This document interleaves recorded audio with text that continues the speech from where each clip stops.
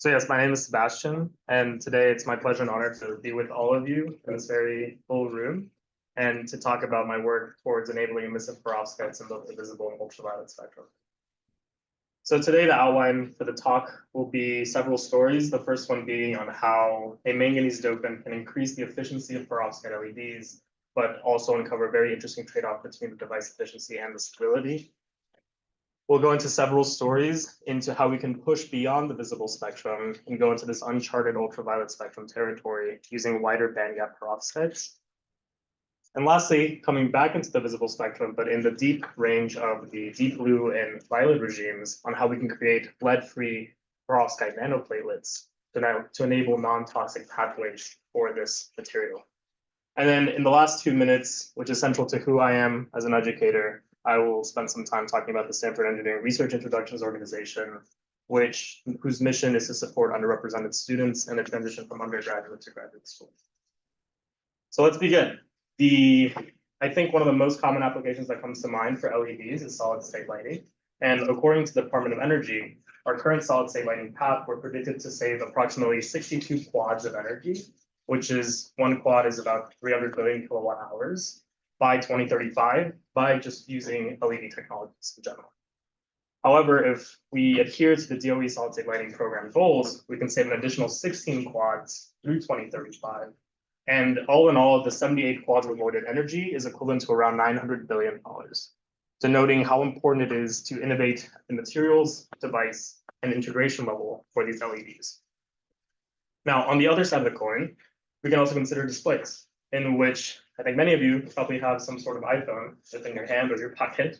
And within this technology, you might find that this is an OLED screen, that is an organic LED, which might be made up of something as this ERP. Additionally, within a smart TV, such as the Samsung QLED TV, we have the quantum dot technology, which could be made up of an indium phosphide core and zinc selenide sulfide shell structure. Now, even on the screen here and in real life, you might notice that your displays look fairly good for what they are at this time. And so how can we move past this and enable perovskites within this realm? The answer can actually be looked at using Rec 2020, which is a standard for ultra high definition displays, as well as looking at it from an economic perspective and trying to enable this technology for lower cost. So here what I'm showing is the red emissive devices across organic cadmium-free quantum dots, and perovskite nanoparticles and polycrystalline perovskites themselves.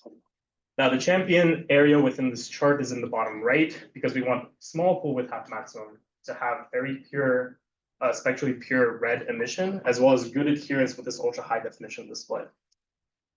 With green and blue devices, we see the same thing. We see that perovskite materials are in general within this champion area and are better suited for both spectrally pure light emission and good adherence with ultra high definition displays across the visible spectrum.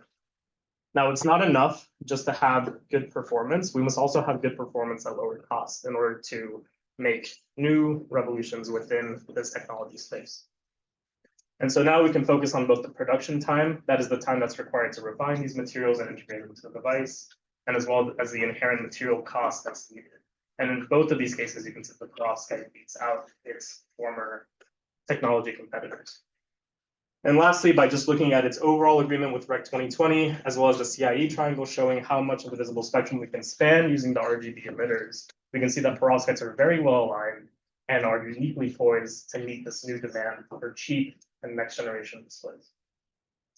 So what makes these materials special, and why should we care about them? A lot of it actually deals with the material science of it all, which to start out, the 3D perovskite or lead halide perovskite can be modeled by this ABX3 structure, in which A is an organic or inorganic cation, B is lead, and X is a halide anion. Additionally, from the figure on the right, you can see that we can sweep across the visible spectrum, achieving both violet all the way to red emission, simply by exchanging the halide anion within the perovskite itself. And from the picture up top, you can see these materials are solution processable, implying that they're very inexpensive to use and integrate into devices. And so altogether, these are fantastic candidates for next generation light emission, given the inherent materials property that we can see here. Now, some of you may be skeptical because of the lead component, which is known to be toxic for humans. And so that will be kind of the segue into this first section of the talk, in which before joining my group at Stanford, we had shown previously that by replacing a certain percentage of the lead with manganese ions, we can actually improve the film uniformity and brightness across green, red, and sky blue devices, up to replacing 30% of the lead with manganese. So now focusing on the green devices, because that will be the first section of this talk, we saw that by improving the manganese doping up to 30%, we can achieve a maximum external quantum efficiency of 3.2%, where EQE is defined as the number of photons emitted to the number of injected carriers into the device. Additionally, if we look at the operational stability with no doping whatsoever, we see a half lifetime. That is the time that it takes for the device to reach half of its initial luminance, or you can think of the number of photons emitted from the device to be less than 1 minute, but with 30% doping, and achieve a stability of around 23 minutes at an operational point of 3 milliamps per centimeter squared. And so in general, they've shown that by doping these hybrid organic, inorganic perovskites with manganese dopants, we first can see that we can improve the brightness and film uniformity while also creating new advantages within both the efficiency and stability. Now, this was a fantastic step now approximately 5 years ago. So where do we go from here? The problem here is that while this is a great step, there is still some issues with the surface defect states within this perovskite itself, which is why it's limiting in the external quantum efficiency here. But there seems to be a new solution known as the phosphine oxide additive class system, in which here the main component is the fact that the phosphine oxide moiety can actually coordinate with the lead site to reduce those surface defect states, which will then comparatively enhance the radiative recombination and therefore increase the emissiveness of the perovskite layer itself. Additionally, within perovskite PV, it is also known to suppress electron recombination, leading to performance enhancements in that realm as well. And so that brings us to the first work, in which we used a tri-4-fluorophenylphosphine oxide additive, as shown here, and incorporated it into the manganese doped perovskite in such a way by including them within the chloroform antisolvent. Specifically, we focus on 0, 5, 10, and 20 milligrams of TFPPO dissolved per milliliter of chloroform antisolvent, which is then treated within the crystallization of the perovskite to now achieve PLQIs on the order of 67%. PLQI being the photoluminescence quantum yield, which is the ratio of the number of photons emitted to the number of photons absorbed by the material. Here, we can see the stoichiometry of the manganese doped perovskite under UV light and see that in general, with increasing TFPPO concentration, we can increase the emissivity of the thin film itself. Lastly, by looking at the atomic force microscopy images across TFPPO concentration, we can see a gradual shift in the morphology of the thin film. And all in all, encouraged by these results, we then looked at integrating them within an LED device. So here I'm showing the device stack that we ended up optimizing for. And there's two main innovations that I'd like to highlight that are different from the 2019 device. The first one being that we include a 1.5 nanometer lithium fluoride underlayer. And this layer, as you can see in the energy band diagram, is an insulator. And so the reason that we included this is primarily for two. The first one being that we reduced the exciton quenching occurred between the PDOT-PSS PFI whole transport layer, as well as the emissive perovskite. And additionally, because these materials are solution processed, the lithium fluoride layer will increase the hydrophilicity of the film itself, thus improving the wettability of the perovskite and leading to more conformal films.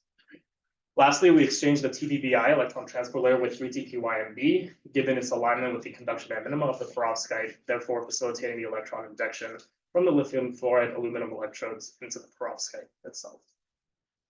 Across TFPPO concentration, we see that there is no blue or red shift, and we also see that these devices are centered at around 520 nanometers, and within the inset, you can see a very bright green manganese doped perovskite LED. Now focusing on the champion efficiency devices, we can see these devices that are green emitting are turning on somewhere between 2 to 3 volts, which is good.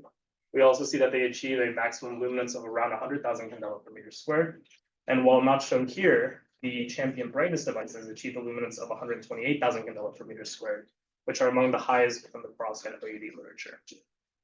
Next, we see that the external quantum efficiency increases monotonically with TFPPO concentration reaching a new maximum of 14.0%, which is among the highest in these B-side doped perovskite LEDs. And lastly, across device statistics in approximately 120 devices, we see this very clear nearly 5x in EQE improvement, and therefore can definitively say that TFPPO does improve the efficiency of green manganese doped perovskite LEDs. Now we're off to a great start. However, if we really want to evaluate the performance of any sort of light emitting technology, we have to consider both the efficiency and the stability of these technologies hand in hand. And so with that, we now look at the champion stability devices across TFPPO concentration and extract the half-life times needed to fairly compare these devices in general. So as I mentioned before, the T50 lifetime is just the time that it takes the device to reach half of its initial luminance, which for the violet curve is annotated with this violet circle here. However, you'll also notice with the violet curve that we are achieving a much higher luminance than its initial value. This is known as luminance overshoot, which can be seen within perovskite LEDs in general. So in order to fairly compare across TFPPO concentration devices, we also define the adjusted T50 prime lifetime, which is the time that it takes the device to reach half of its maximum luminance, given the time that it actually reaches maximum luminance. And that's annotated above the chart here for the violet curve. Now, no matter whether you look at the T50 or the adjusted T50 prime lifetime, the trend is the same, and that is as we're increasing TFPPO concentration, we actually get an impairment in the stability. And again, to make sure this is not a one-off phenomenon, we look at conducting device statistics and see that this trend does hold. So now plotting the peak external quantum efficiency of the champion efficiency devices with respect to the adjusted T50 prime lifetime of the champion stability devices, we can see this efficiency stability trade-off start to emerge, which shows that TFPPO, yes, can improve the EQE by nearly 5x, but it comes at the cost of nearly 15 for the stability. And this is very uncommon within perovskite LED literature. Usually when you see an enhancement in stability, you also see one in efficiency and vice versa. So we sought to investigate this further, primarily through repeated electrical scanning measurements, as well as time-resolved photoluminescence spectroscopy on the devices themselves. So within the repeated electrical scanning measurements, we looked at this particular measurement setup, which I'll briefly explain, in which the electrical scan is defined as a current density voltage luminance characteristic that we take at time equals 0, so a fresh device. Then we stress the device for 2 minutes at 10 milliamps per centimeter squared, followed by an additional scan, et cetera, until we have 5 total scans for a cumulative operation of 30 minutes at 10 milliamps per centimeter squared. And so now you can start to see certain optoelectronic parameters that we can extract from this curve, but it's also important to look at them across the TFPPO concentration. And the first one we'll start off with is the evolution of turn-on voltage, which is defined as the voltage where the device reaches a luminance of 1 candela per meter squared. So here we see that the devices that are treated with TFPPO see a much harsher evolution with turn-on voltage, implying that there might be a greater obstacle to charge carrier injection within the device, which could explain the impairment in stability. We also see for the operational luminance, that is the luminance at 10 milliamps per centimeter squared, while this non-TFPPO treated device does start at the lower luminance, it sustains its luminance for much longer. And actually at 30 minutes, it's the more efficient device compared to the 5 and 10 meg per mil devices. And I would argue if I extended this experiment longer, it would become more efficient than the 20 meg per mil device. Lastly, looking at the robustness of the maximum luminance of these devices with time, we can see that in general, the lower TFPPO treated devices are more resilient, implying, again, the robustness for high brightness applications such as laser diodes. And so putting all 3 of these together, we can say that while TFPPO treatment might initially enhance the performance, these key optoelectronic parameters show their clear degradation with operation. So now focusing with the time-resolved photoluminescence on the devices, I'll also explain this measurement setup, which we took a fresh device, measured its time-resolved photoluminescence decay, then stress the device for 1 hour at 10 milliamps per centimeter squared, followed by another TRPL scan. All 8 of these curves can be modeled by a bi-exponential decay model, as shown here, in which tau1 is a trapecistic fast, non-radiative decay lifetime, and tau2 is a slower emissive radiative recombination related lifetime. You can also define the tau average, which is a weighted average of both the tau1 and tau2. And by annotating them on the chart, you can see that in general, with higher TFPPO concentration, there is a greater impairment in tau average, which is due to the impairment of both the contribution of tau2, that is B over A plus B, as well as the tau2 lifetime itself. And lastly, by looking at the degradation of the PLQY of the devices, both before and after the identical electrical operation, we can see it monotonically decreases with TFEPO.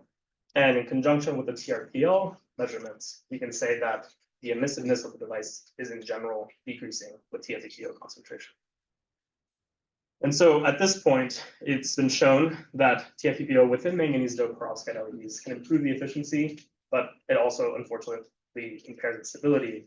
And therefore further investigations are needed within this oxide additive class in order to truly ubiquitously implement them within perovskite FAD technologies in general.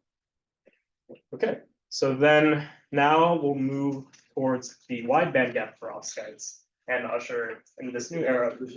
Sure. I'm not sure the mechanism that you explained your fascination. Can you explain microscopically, what happens?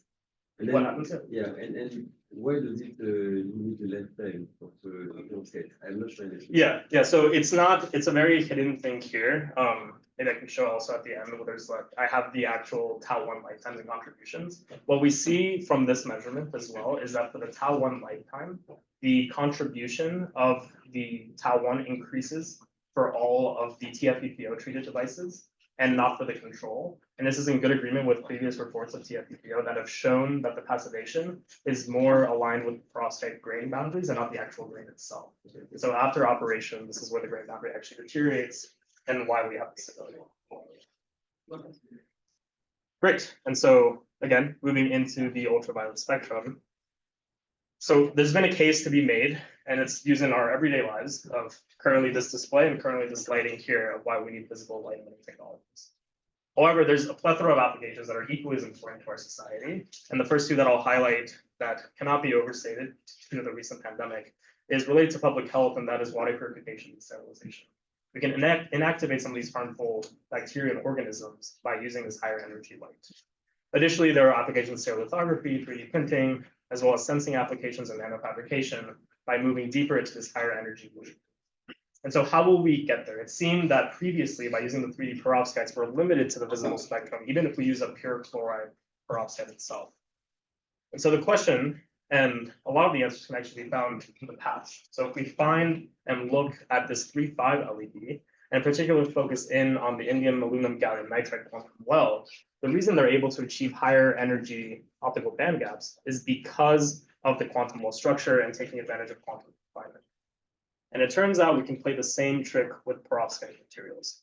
Essentially, we can quantum confine the lead bromide octahedra between these phenethylammonium organic layers and therefore increase the energy band gap, therefore releasing a higher energy photon. And this is the exact material that we'll focus on next, which is the phenethylammonium lead bromide. So here, we dissolve these precursors in either DMF or DMF water, and the reason for the water will become clear very soon. And subject them to this two-step annealing procedure in which we anneal in DMF vapor to promote the formation of nanoplatelets, and then do a temperature annealing at 50 degrees Celsius to remove any residual solvents. Now, if you work within perovskite optoelectronics, you'll know that moisture and oxygen are typically very bad for the device operation. And it can be succinctly answered with looking at the AFM images of this thin film. So without the water, we can see that this film has overall larger grains, which will make, given the phenethylammonium will deteriorate the charge injection within the device. And more importantly, there's a ton of pinholes within the device leading to higher levels of leakage current, which means that you will be flowing in charge carriers that don't promote radiative combination within the device itself. Additionally, the film is not as rough. Sorry. What's the thickness? The overall thickness of the? The thickness of these should be on the order of around 5 to 10 nanometers because they're nanoplatelets and so they're stacked the 2D perovskite structure. So the scale is 127. Yeah, for these this particular film, because it was treated without the water, I believe this was around 50 to 60 nanometers in total. And then with the nanoplatelet, we do see the reduction of the thickness and more importantly, the film morphology. But given the XRD, which I'm not showing here, there is a better alignment of showing that these are the traditional 2D perovskite layers. So the thickness of the nanoplates themselves are probably 10 nanometers, but because they're stacked and therefore becoming more crystalline, it's possible that you're seeing a much greater thickness here, if that makes sense. Yeah. So then Additionally, with water, we can see that we can create smaller grains, which promote the charge carrier ejection within the device itself, as well as reducing the amount of leakage current within the device. And so the question becomes, can we achieve similar levels of violet light emission for a reduced cost in leakage current? And if that's true, then hopefully the efficiency of the device is going to increase. So we used a very typical device architecture with PDOT, PSS, and TPVI transport layers that are typically used in perovskite LEDs, and see that we can achieve a 408 nanometer violet emitting with very pure full width half max at 10 nanometers. And in the insets, we can see where the 8 devices lie, and one of the devices under electrical operation here. So now looking at the champion efficiency devices, if we first focus on the current voltage characteristics, we can see that comparing the with water to the without water, across this entire operating region, we can see that the with water device has a much smaller current, implying that we have suppressed the leakage current within the device itself. And now looking at the radiance voltage characteristics, we can see that there are similar amounts of violet photons being emitted from the device. And even though from the with water, it might occur at a higher voltage operating region, because the current density is much lower than the without water device, we should expect an improvement in efficiency, which we do. So we see a new record 0.41% in QE for the with water device as compared to 0.08% without water control devices. And across device statistics, we can see that water additives can actually improve the efficiency of these higher band gap perovskite LED. And now just to touch on the stability and highlight some of the challenges. While it's great that we can improve the lifetime by a little over 2x for the with water devices, I'm not kidding anyone here in saying that 0.3 seconds is not feasible for any sort of technology. And additionally, it's important to note that it keeps its spectral purity throughout the operation, a very short operation of this device. But it does suggest that there are new sorts of investigations that are warranted if we're to enable this kind of perovskite for violet and higher energy emitting LEDs. So now we were very close. We were exactly from the EL, 8 nanometers short of ultraviolet luminescence. And so here I'm showing again this PEA lead bromide perovskite, which has a photoluminescence peak at 406 nanometers. But if we replace exactly 25% of the bromide with the chloride, we now have a chloride 1 bromide 3 structure in which is emitting at 393 nanometers and is now within the UV spectrum. So then encouraged by these results, we then looked at implementing them to a device, and we use the exact same device that we've used previously here, in which at this point, we're not seeing a clear electroluminescent peak from the perovskite itself. And so this TPBI curve is with respect to this device architecture here, and we see some artifacts both around the 400 nanometer range and as well as here in the 500. So it's likely that we have not confined the carriers to just the perovskite, because we're not working at a much higher band gap that is similar to the TPBI. It's likely that some of the electroluminescence is contributing from the TPBI layer itself. And in order to investigate this further, we looked at making a device that only had TPBI, therefore the only electroluminescent layer is TPBI. And we can see some of the characteristics from this spectrum match here, including the broad nature around 400 and the artifacts around 500 nanometers. So to circumvent this issue, we then look at implementing a TMP-YPB electron transport layer to then truly combine all of the carriers within the perovskite layer itself. And at that point, we see clear 399 nanometer ultraviolet light emission, which is the first demonstration of UV light emission from a lead halide perovskite. So now looking at the efficiency performances here, we can see that this device starts at 5 volts, it turns on at 5 volts, reaches a maximum radiance of 33 milliwatt per square radian meter squared, achieves an external quantum efficiency of 0.16%, and has stability that is comparable to the pure bromide perovskite. And again, there is much more work to be done. But it's important to note that now that we have this mixed chloride bromide structure, it does still keep its spectral purity throughout its short operation lifetime. And so in general, these 2D mixed halide perovskites can unlock new pathways towards UV light emission. Now you might be wondering the next slide here. Yes. It's a good question. So what's the reason for these such short lifetimes? So yeah, many reasons. The first one would be that there's this phenomenon within perovskites and this ion migration, in which you can see from the, if you look at the device architecture from here, if you've probably designed a device, it is likely that when you're operating the device to actually emit the photons, say it's 5 or 6 volts, that you are dropping the majority of that across a very thin perovskite layer on the order of 80 to 100 nanometers. And so because of that, that is a gargantuan electric field that can then cause the halide ions to migrate within the device, causing irreplaceable damage, irreversible damage within the device itself.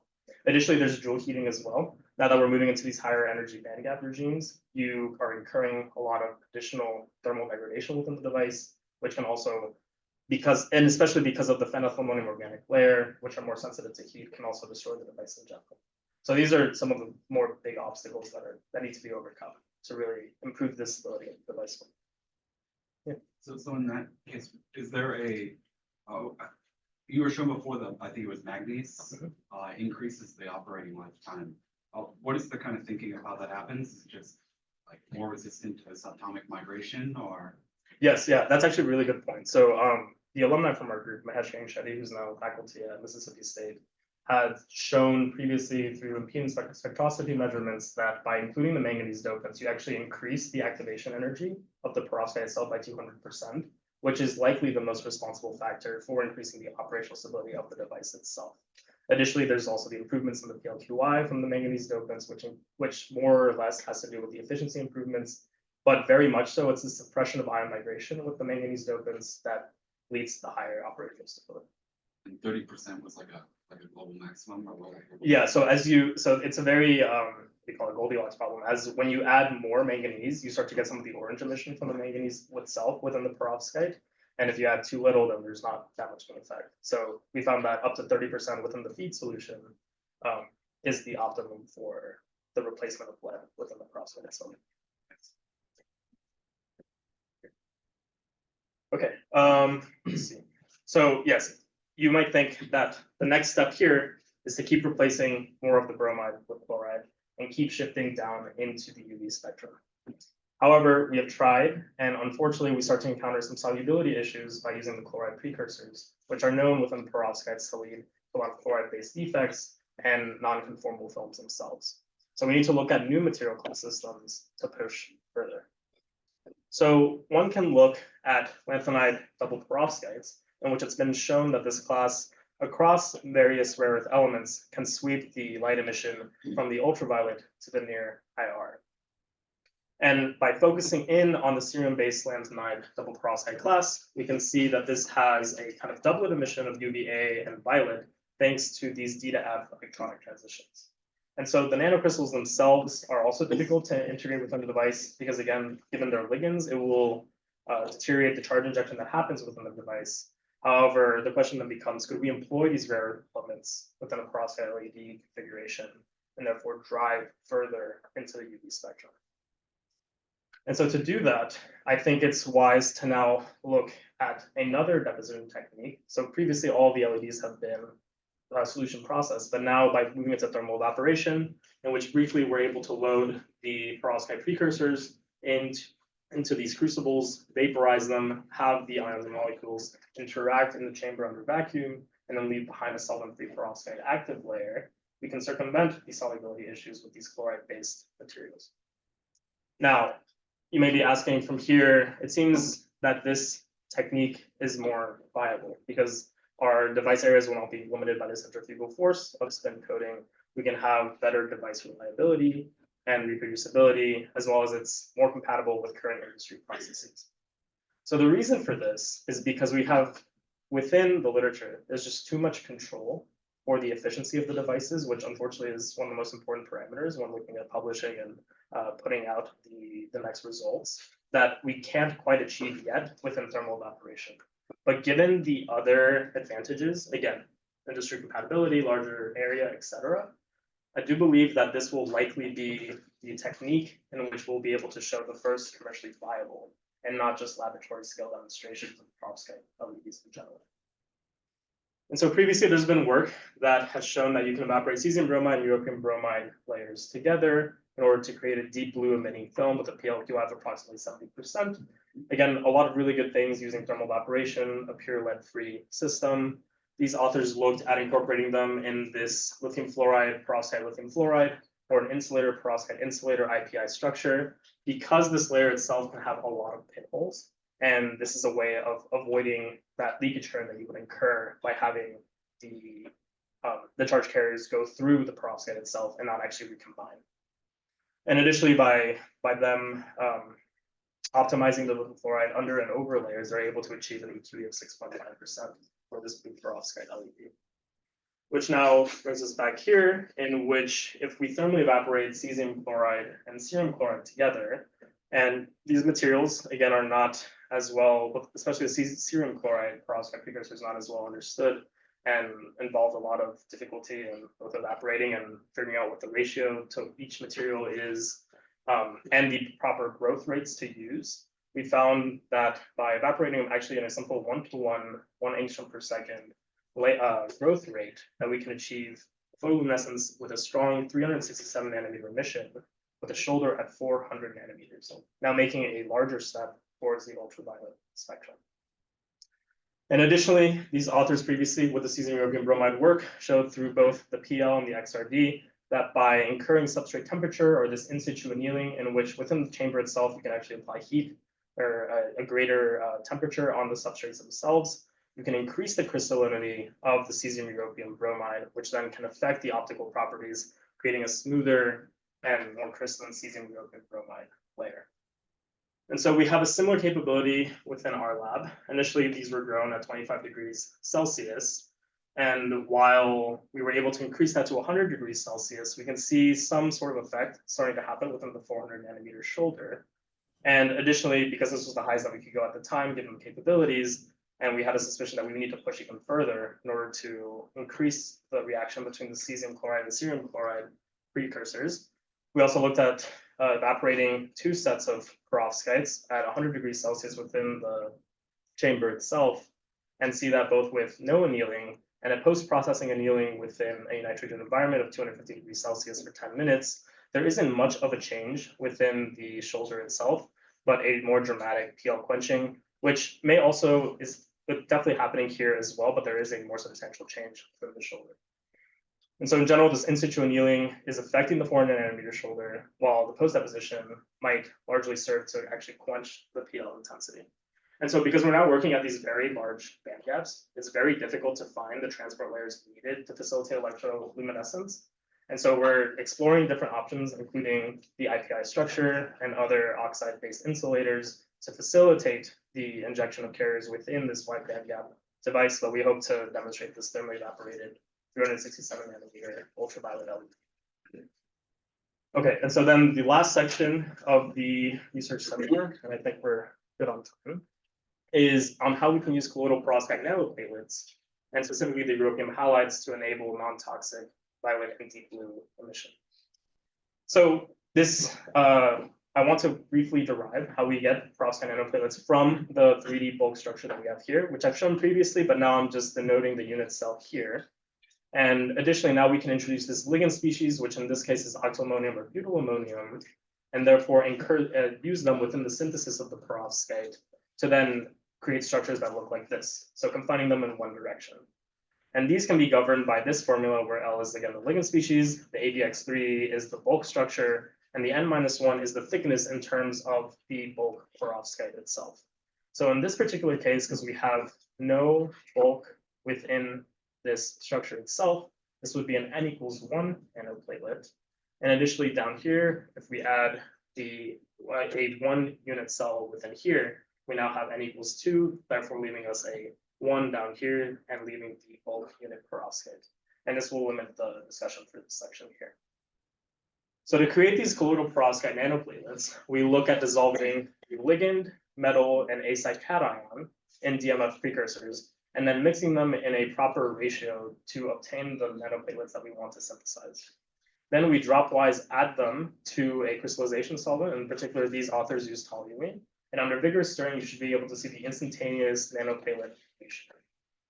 So in general, to form the N equals 1 nanoplatelets, you would combine the ligand, metal, and A site cation in a 2:1:0 ratio. While for the N equals 2, in theory, you would combine them in a 2:2:1 ratio. However, it's been shown that experimentally, you want to use a little bit more ligand in order to prevent the growth of thicker nanoplatelets and ensure that only N equals 2 are being formed. And so this will be cool, I hope, and it works. So under here, we have a vigorous toluene solution in which we have the perovskites be dropped within the solution itself, and therefore you can see the instantaneous formation of the perovskite nanoplatelets. And these are, again, a lead-based system.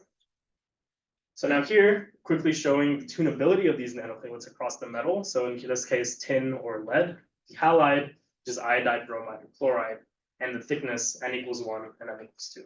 And I'll take these point by point briefly.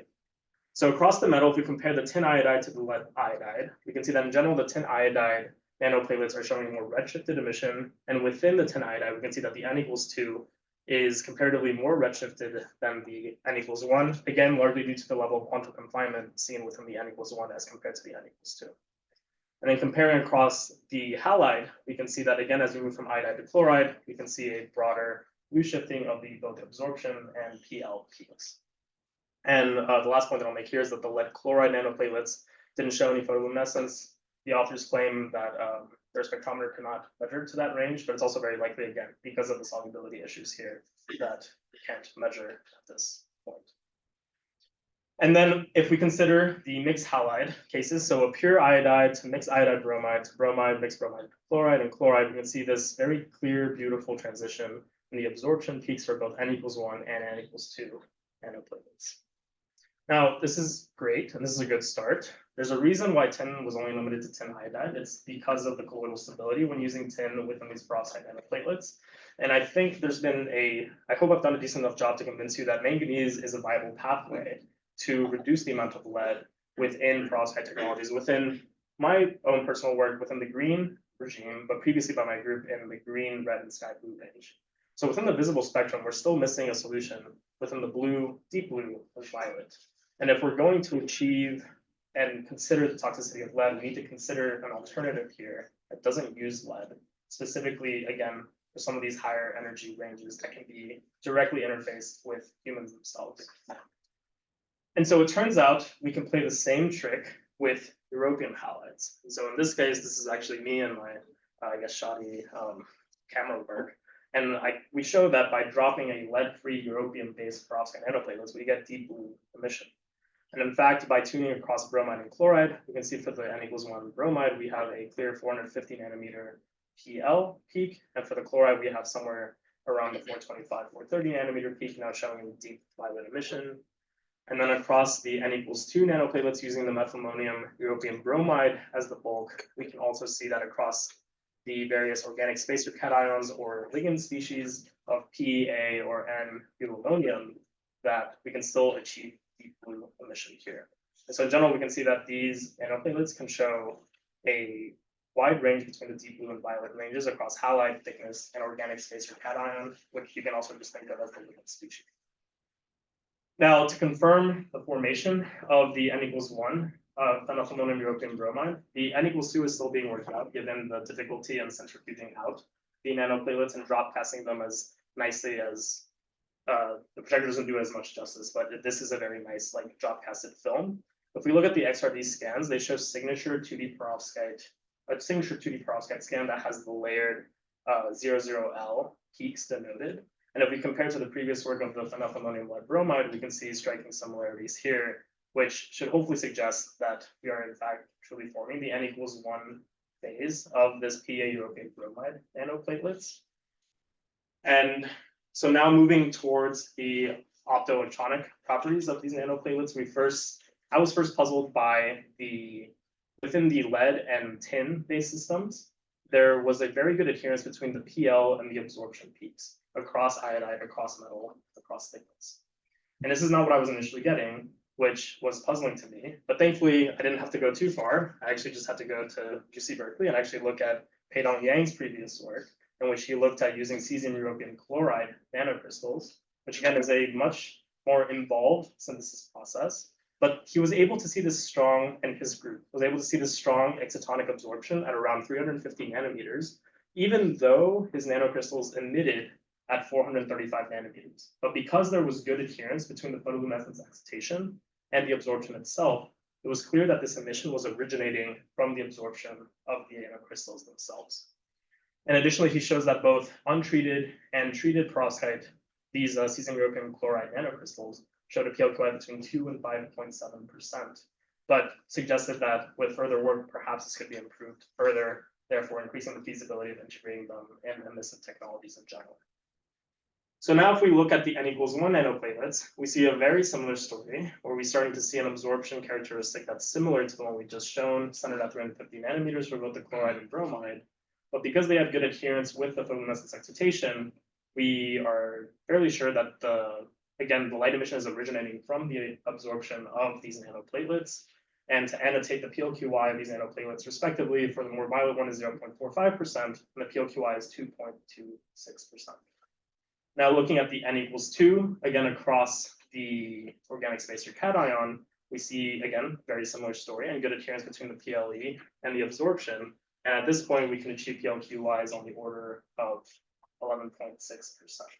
Again, using a much simpler process and also showing the feasibility of using this lead-free based system for emissive technologies at this rate, at this wavelength regime. And so we're looking to, again, kind of close this out and report out the this lead-free deep blue violet emitting ranges, and also see if we can integrate them within devices, but that might be an investigation in and of its own. And so with that, that's the end of the research part of the seminar. I'll just spend a very brief 2 to 3 minutes talking about some of the work with Stanford Engineering Research Introductions Organization, again, which is an organization that I co-founded and served as president for the past 3 years that is looking towards helping underrepresented students transition from undergraduate to graduate school. We've actually had a few Berkeley undergraduates participate in our program in recent years. And so I want to limit the scope here and define what is the problem that Sarah has been working on these past several years. And that is, again, the transition from undergraduate to graduate school. And now while I'm focusing mainly on the populations of underrepresented minorities, because those are the statistics that are very clearly shown from the American Society for Engineering Education, I do want to note that this trend is similar for other underrepresented groups. It's just most clearly shown here for both Black and Hispanic students, in which clearly the pipeline here is leaky. And so potentially we should endeavor to create new systems to encourage these students to transition from undergraduate to graduate school. And so myself and the organization, which is now 150 students, graduate students at Stanford Strong, helping 150 students across the nation, not just at Stanford, transition, we have seen that by invoking these, what we call tools of success, we can truly enable these students to succeed within their transition. So the first one being graduate student mentorship. So like probably many of us in this room, we have either benefited from direct mentorship from a graduate student within our labs or are now graduate students that can then pay it forward and kind of demystify the curriculum for entering engineering academia in general and help these students. We also encourage them to pursue an early exposure to research, again, so that they can gain the proper experience to know what they want to study and be mature enough to apply for these programs, both PhD and masters, to merit their admission. And lastly, faculty connections, both within the research and outside of the research environment, so that faculty members can also provide mentorship, but also champion them for opportunities that they may not be aware of, and also align them for opportunities that they might be poised for later in their careers. And so in general, we want to increase their knowledge of unspoken expectations within engineering academia, inspire these students to pursue graduate school, and once they're in graduate school, actually improve their sense of belonging and make sure that they are conducive to the community and are respected by everyone involved. And we largely do this through our 2-day series-style program. Again, if any of you have talented undergraduates that are looking to apply, our program will actually close out. The application deadline is on Monday, which is tough, but if they need an extension, they can also just let me know. And essentially, we invite students across the country to come to Stanford, and they go through various seminars and workshops, lab tours, student panels, and faculty presentations to demystify the graduate school experience very early on, and therefore encourage them to pursue graduate school in the future. So then looking at the anonymous survey data, we asked our participants both before attending our program and after, how likely would they have considered graduate school as a possibility. And before it was a very neutral response, but afterwards, these students seemed very excited to pursue a graduate degree upon their graduation from undergrad, as well as how confident are they to navigate what can be a very complicated graduate school admissions procedure, which at this point, after sending the program, they feel much more confident. And this is likely due to the fact that they have learned a lot of crucial information about engineering graduate school that would be essential for them to apply, as well as we take special care to make sure that at some level, the graduate students and the faculty that present at our program are from underrepresented communities, showing that they would be more comfortable at attending an institution like Stanford for their graduate education. So in general, by diversifying these experiences, we increase their likelihood of actually pursuing a graduate degree. And these are just a few of our success stories. These are only ones I could fit on one slide. But in general, we have both Nyla and Chase, who are undergraduates at University Pacific and Howard University, conducting research since their freshman year, as well as Francis and Peter from Stanford that are conducting research with Asano Okamura and Jelena Vukovic. And Peter went as far as presenting his research as an oral presentation at APS. So clearly this is working, and I think the future is looking very bright for the next generation of students. So with that, I'll just do a couple of acknowledgements. Both Mansion and Junri kind of round out the graduate student portion of the perovskite night emission team within our group, and have been very fundamental to some of the wider bandgap technologies that have been shown. I've had the great pleasure of mentoring two great undergraduate mentees. We're actually able to retain Natalia at Stanford EE, which was tough, I heard, for this department. But we're excited that she's with us here. And while I was sad to see him go, I'm excited to see that Will is doing very well as an NSF fellow at MIT East currently. Also co-mentored Gabriela Bertrand, who's still currently an engineering undergraduate at Stanford. And then during the COVID pandemic, I was able to mentor these three fantastic high school students in a virtual project that they actually ended up publishing in the Journal for High Schoolers, and are currently doing fantastic work at Stanford, Princeton, and Johns Hopkins. So this is Jasmine, Lika, and Ryan. And so with that, I'd like to thank you all for your attention, acknowledge my group back at Stanford, as well as the organization that I've led for the past several years, my funding resources, and if you have any questions or comments, now is the time. Thank you so much.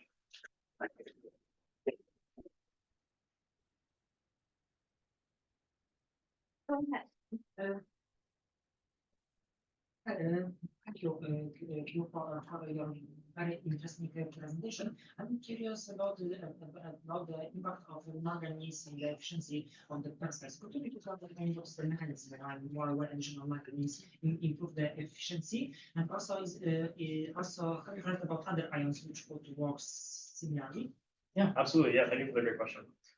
So for the manganese ions, the primary mechanism into which it's improving its efficiency without the TFPPO is that it can be a substitute for some of the lead defects within the perovskite itself. So you can imagine if at some point within the perovskite structure, within the thin film, there's not lead where it's supposed to be, manganese can fill that hole and therefore increase the fidelity of the perovskite in this layer itself. Now, this is not just limited to manganese. There's also been work with nickel, zinc, again, these divalent metal cations that have been used to improve the efficiency as well. But we have personally found that manganese is more suitable for these polycrystalline thin films, while the manganese and zinc, or sorry, the zinc and the nickel have been more used for perovskite nanocrystals than themselves. Thank you. Go ahead. In the water additive section, it's interesting that the smaller grades actually improve charge injection. I would think that larger grades would actually do better at that because there's less grain boundaries to cross. How thick are the layers of the ion particles? Is it monolayer? And have you done any impedance measurements on the film itself? Yeah, so that's a good question. So to kind of answer the first part, the reason why the smaller grains are important is because by the nature of the phenethylammonium layer, it can kind of act like this ligand species, which is synonymous with the perovskite nanocrystals, in which, if for those that don't know, the perovskite nanocrystals typically show very high PLQI, but can be very difficult to engineer into devices because they have these insulating ligands that are responsible for improving their PLQI, but unfortunately deteriorate the charge injection from the device itself. And that's what we're seeing similarly here within the water additive and both the two lead-based perovskites that have been shown here. As far as thicknesses, we haven't done too much electrical conductivity measurements. There is we're not working on a pure 2D, but we are working on a quasi 2D for another application that wasn't mentioned here today. And those, again, these nanoplatelet thicknesses, when we're depositing them, they're straight from the DMF precursor, and so they have the likelihood to stack, which is why sometimes the XRD might look much more crystalline than as opposed to if we just centrifuge them out for the nanoplatelets that were also shown previously. But again, in general, if it's just a single layer and there was no stacking, we would assume somewhere on the order of, again, 5 to 10 things. For the manganese ions that limit the lifetime of your devices, you mentioned like diffusion is the big like issue, or what are some ways that people try to limit diffusion? Yeah, the ion migration. Yeah. Yeah, it's a very, very careful point. So I would say to first order, a lot of people work on including some sort of additive within the perovskite itself that can kind of serve as either blocking layers or to try to increase the activation energy within the perovskite so that the halide ions will not migrate themselves. Some people will also have additional layers within the perovskite that are at the interface or engineering within the transport layers themselves to reduce the amount of ion migration. But it's a very, again, very difficult problem. And we also see greater levels of ion migration as we move from chloride to bromide to iodide, with iodide being the most ion migration. So there's also a lot of work to try to move towards the bromides and chlorides. But because those are also have solubility issues, it's kind of, again, with everything in engineering, there's always a trade-off. And so there's, yeah, essentially there's a lot of work that's still being done on that.